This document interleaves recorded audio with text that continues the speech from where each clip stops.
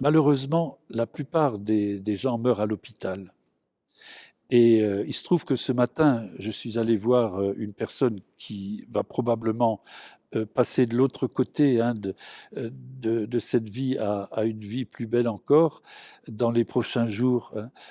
Et elle est chez elle, sur un lit médicalisé, mais elle est chez elle. Mais ça devient très très rare.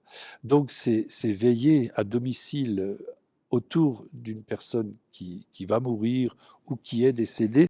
Malheureusement, ça devient de plus en plus rare pour cette raison-là. Mais c'est toujours possible. Ça fait partie de tout ce que l'Église peut proposer pour accompagner les gens dans le deuil et pour prier également pour les personnes défuntes.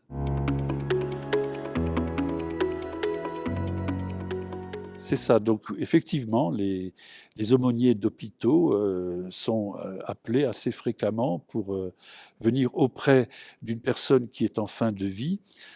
Malheureusement, les familles attendent souvent le dernier moment pour faire appel à un aumônier qui peut à ce moment-là leur donner le sacrement des malades. Mais le sacrement des malades, il n'est pas forcément réservé aux mourants, hein. On peut le donner bien en amont. Moi, j'ai déjà reçu le sacrement des malades alors que je m'apprêtais à être opéré, hein, d'une opération importante. Et je n'avais pas du tout l'intention de mourir, hein. Donc, c'est pas le sacrement des mourants. Mais souvent, les gens le voient comme ça et ils appellent trop tard.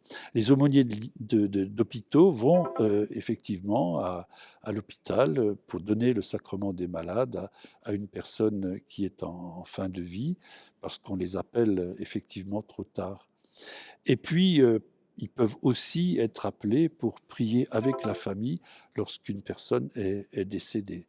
Mais les aumôniers d'hôpitaux, ce sont aussi des laïcs qui font partie des équipes d'aumônerie. Ce ne sont pas toujours des prêtres. Pour le sacrement, il faut que ce soit un prêtre. Pour prier avec la famille, ça peut être une personne laïque.